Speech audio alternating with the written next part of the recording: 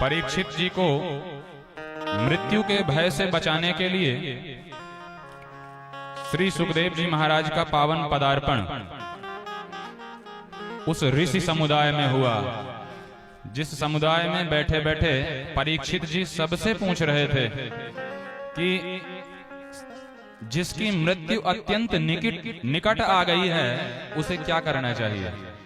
म्रियमाणस्य किम कर्तव्यम, मरण धर्मा प्राणी का क्या कर्तव्य है। अब कोई भी इस बात का निर्णय नहीं कर पा रहा था, कोई भी ये निर्णय ले नहीं पा रहा था कि जिसकी मृत्यु अत्यंत पास आ चुकी है, 7 ही दिन में जिसे मर जाना है, उसके मृत्यु के भय को कैसे मिटाया जाए, उसके मुक्ति का मार्ग कैसे बनाया जाए, कैसे प्रशस्त किया जाए। तो महाराज परीक्षित को मृत्यु के भय से बचाने के लिए श्री सुखदेव महामुनि का पावन पदार्पण ऋषि समुदाय में हुआ। व्यास जी महाराज लिखते हैं कि तत्रा भवत भगवान व्यास पुत्रो, वेद व्यास जी के पुत्र के रूप में कौन आए, बोले साक्षात भगवान ही आए, साक्षात भगवान ही श्री सुख रूप में आए, सुखदेव महामुनि के रूप में आए। क्योंकि हमने निवेदन किया कि जब महाराज परीक्षित के सम्मुख अस्त्र का वज्र चलाया गया, एक ब्राह्मण ने अस्त्र का वज्र छोड़ा, तो उस वज्र से बचाने के लिए भगवान अस्त्र की काट लेकर के अस्त्र के द्वारा सुरक्षा करने के लिए गर्भ में पधारे थे परीक्षित के। जब उत्तरा के गर्भ में परीक्षित पल रहे थे तो परीक्षित की रक्षा भगवान ने अस्त्र से की थी, क्योंकि उस समय वज्र चला था अस्त्र वाला। लेकिन आज भी एक ब्राह्मण ने वज्र चलाया, और कौन सा वज्र, बोले वाग वज्रम विससर्जः, कौशिक्याप उपस्पृश्य वाग वज्रम विससर्जः। कौशिकी नदी के जल में वाग वाणी का वज्र छोड़ दिया, वाग माने वाणी।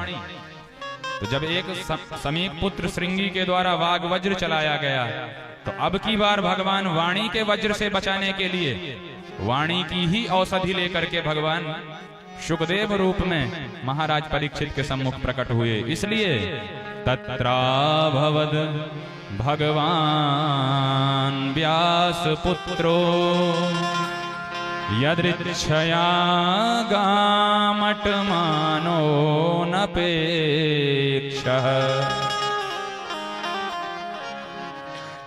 कैसे आए भगवान सुखदेव जी, बोले यदृच्छया, स्वेच्छया, अपनी ही इच्छा से स्वतंत्र, क्योंकि भगवान की कृपा स्वतंत्र होती है। परवश जीव स्ववश भगवंता, जीव अनेक एक श्रीकंता। भगवान की कृपा गुणाक्षर न्याय से कब किस पर हो जाए कोई ठिकाना नहीं। तो कैसे आए भगवान कृपा करने, बोले यदृच्छया, अपनी ही इच्छा से आए, किसी के बुलाने में नहीं आए। क्यों आए, बोले परीक्षित पर कृपा करने आए। तो कैसे हैं सुखदेव महामुनि, तो बोले गामट मानो नपेक्षः, मान और अपमान से निरपेक्ष हैं। न अपेक्षः, मानो अनपेक्षः, मान और अपमान जिनके लिए दोनों हैं समान, ऐसे हैं श्री सुखदेव भगवान। और बोले अलक्ष्य लिंगो, ये सुखदेव महामुनि का विशेषण है, ये सुखदेव महामुनि की विशेषताएं हैं। कैसे हैं सुखदेव जी, बोले अलक्ष्य लिंगो, स्त्री पुरुष भेद रहिता अलक्ष्य लिंगः। स्त्री और पुरुष क्या है, सुखदेव जी को इसका ज्ञान नहीं है। स्त्री पुरुष के भेद से सर्वथा शून्य है, रहित हैं, इसलिए अलक्ष्य लिंग। और निज लाभ तुष्टो, श्रीधराचार्य जी अर्थ करते हैं श्रीधरी टीका में कि निज लाभ तुष्ट। इसका क्या अर्थ है, बोले निजाभ्याम श्री राधा कृष्णाभ्याम तयो एव दर्शन लाभः तेषां संतुष्टः निज लाभ तुष्टः। भगवान श्री राधा कृष्ण का दर्शन लाभ ही सुखदेव महामुनि का परम धन है। और सुखदेव महामुनि उसी परम धन को हृदय में निरंतर अनुभव करते हैं। निजाभ्याम श्री राधा कृष्णाभ्याम तयो, उन दोनों का ही तयो एव दर्शन लाभ, उन्हीं का दर्शन लाभ। और तेषाम संतुष्ट, उसी दर्शन लाभ को हृदय में अनुभव करते हुए निरंतर संतुष्ट रहते हैं। तेषाम संतुष्ट निज लाभ तुष्ट। इसलिए अलक्ष्य लिंगो निज लाभ तुष्टो वृतश्च बालैरवधूत वेशः। अवधूत वेश में बालकों से घिरे हुए सुखदेव महामुनि आए। तन में एक कपड़ा भी नहीं है, तो इतने सुंदर बालक को निर्वस्त्र घूमते हुए कई बालक ताली बजाते हैं, नंगा बाबा आ गया, और पीछे पड़ जाते हैं। पर वहीं कई सुंदरियां सुखदेव महामुनि के रूप में दीवानी हुई और सुखदेव महामुनि के पीछे अनुरागपूर्ण नजरों से पीछे पड़ती हैं, अनुरागिनी बन करके सुखदेव जी का अनुगमन करती हैं। तो स्त्रियों और बालकों से घिरे हुए सुखदेव जी आए। वृतश्च बालैरवधूत वेशः। कैसा है सुखदेव महामुनि का स्वरूप? तम द्वष्टवर्षं सुकुमार पाद करोरुवाह्यं सकपोल गात्रम् चार्वायताक्षोन्न सुतल्यकर्ण शुभ्राननम् कंबुसुजात कंठम। तम द्वष्टिवर्षम, सुकुमार सुखदेव महामुनि का स्वरूप कैसा? बोले द्विअष्टिवर्षम, 2 गुणे 8, 16 वर्ष का श्रीअंग है सुखदेव महामुनि की, 16 वर्ष की आयु है। तो क्यों जी सीधे 16 क्यों नहीं कहा? ये द्विअष्टिवर्षम क्यों कहा? बोले 16 वर्ष के बालकों में देहजन्य कुछ विकार उत्पन्न हो जाते हैं, दाढ़ी मूंछ, शारीरिक विकार, चेहरे का बदलाव, शरीर का विकार, शरीर की विकृति, कई परिवर्तन 16 वर्ष के बालक में देखने में आते हैं। पर 8 वर्ष का बालक आज भी सर्वथा निर्विकार होता है।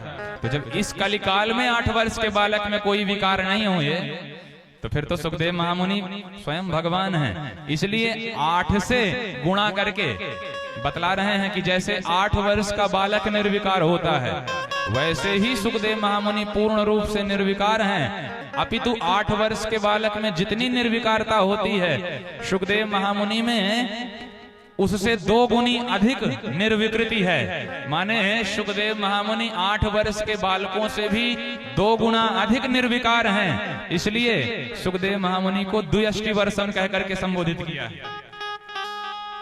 तम द्वष्टिवर्षम सुकुमार पाद, नन्हे नन्हे से चरण, कोमल कोमल से चरण, और करोरुबाह्वं सकपोल गात्रम, कमल की सी करकंजावली, दोनों ही हाथ कमल के से, सकपोल, कपोल माने गाल भी रस भरे, गुलाब जामुन की तरह है। और श्री सुखदेव महामुनि का स्वरूप कैसा? बोले जैसे श्याम सुंदर का श्री अंग श्याम श्याम, ऐसे ही उनकी कथा सुनाने वाले सुखदेव महामुनि का भी स्वरूप श्याम श्याम। करोरुबाह्वं सकपोल गात्रम चार्वायताक्षोन्न सुतल्यकर्ण। चितवनी कैसी? बोले अक्षम, जो अक्ष है, नैनावली है सुखदेव महामुनि की, वो सबको अपनी ओर आकर्षित करने वाली है। और सुतल्य कर्ण, सुखदेव महामुनि के कान कैसे? बोले अत्यधिक विस्तृत कर्ण, विशाल कान वाले श्री सुखदेव महामुनि का मुंह कैसा? शुभ्राननम, शुभ्र आनन है, श्वेतानन है। श्वेतानन माने ब्रह्म तेज मुखमंडल पर दैदीप्यमान हो रहा है। और उस ब्रह्म तेज से समलंकृत सुखदेव महामुनि की गर्दन कैसी? कंबु सुजात कंठम, जैसे समुद्र से अभी अभी तरोताजा शंख उत्पन्न हुआ हो, तो जैसे शंख की आकृति होती है वैसी ही आकृति सुखदेव महामुनि के गर्दन की है। कंबु सुजात कंठम, कंबु माने शंख, तो शंख की ही तरह सुजात कंठ है सुखदेव महामुनि का सुंदर कंठ। और ऐसे सुखदेव महामुनि के पीछे बालक और स्त्रियां भाग रहे हैं। पर जब बड़े बड़े महात्माओं को और महाराज परीक्षित को सुखदेव महामुनि के चरणों में गिरते हुए देखे तो सुखदेव महामुनि के विषय में जानते हुए बालकों और स्त्रियों ने अनुमान लगाया कि देखो भाई, बालक के पीछे हम ऐसे पड़े थे हाथ धो के, और महाराज हमारे कैसा इनका स्वागत कर रहे हैं। अगर महाराज को ये पता चला कि हम सुखदेव महामुनि को परेशान किए हैं तो हमें दंड मिलेगा। इसलिए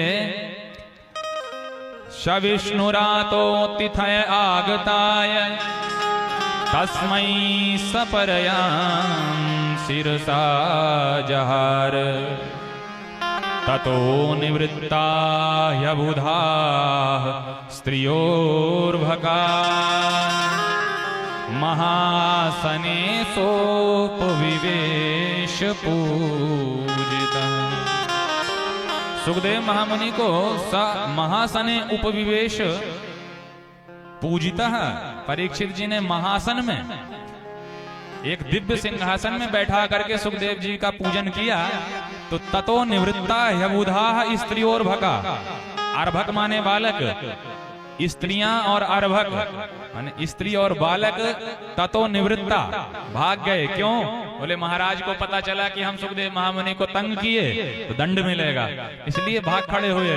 और तब महामुनि सुखदेव का पूजन करते हुए महाराज परीक्षित ने विधिवत षोडशोपचार वंदन किया है।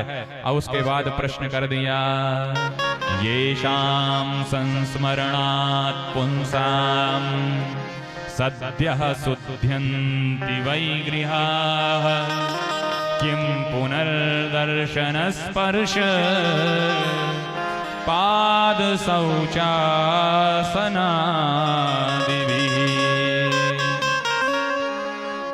आप जैसे महात्माओं के स्मरण कर लेने मात्र से प्राणियों का पाप समूह ध्वस्त हो जाता। सद्यः शुध्यन्ति वै गृहा, प्राणी परम पुनीत हो जाता है। तो किम पुनर्दर्शन स्पर्श, तो फिर आपका दर्शन मिल जाए, आपके चरण स्पर्श करने का सुअवसर मिल जाए और आपका चरणामृत पान करने का अवसर लग जाए तो फिर तो कहना ही क्या महाराज। इसलिए प्रभु मैं आज आपसे पूछना चाहता हूं, हे योगियों के भी परम गुरु, आज मैं आपसे पूछना चाहता हूं कि म्रियमाण मनुष्य का क्या कर्म है, क्या अकर्म है, माने मरण धर्म प्राणी क्या करे और क्या न करे, कैसे रहे कैसे न रहे।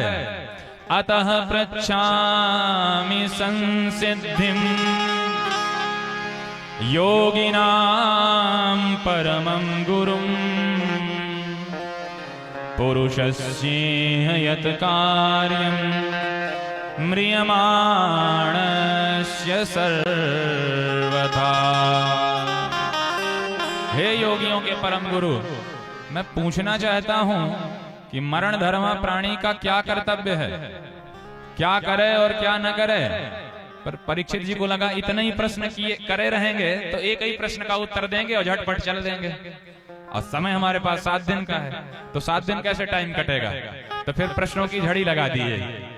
यत् श्रोतव्यम अथो जप्यम यत् कर्तव्यम नृभिः प्रभो स्मर्तव्यम भजनीयं वा ब्रूहि यद्वा विपर्ययम्।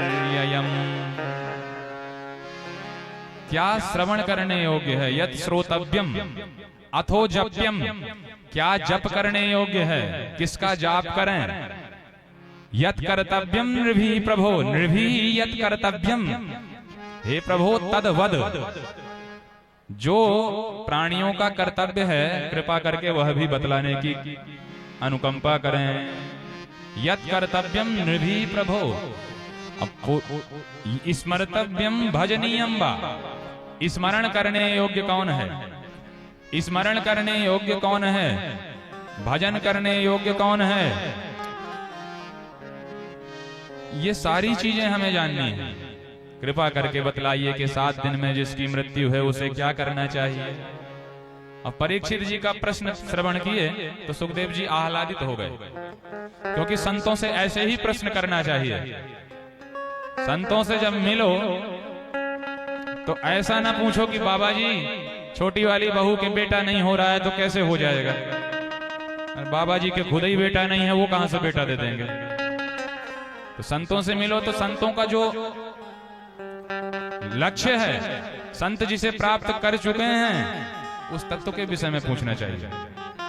संतों का जो धन है, जो उनके पास सुरक्षित है, उस धन की मांग करनी चाहिए। संतों से ऐसे भगवत प्राप्ति के प्रश्न करेंगे तो संतों को आनंद आता है।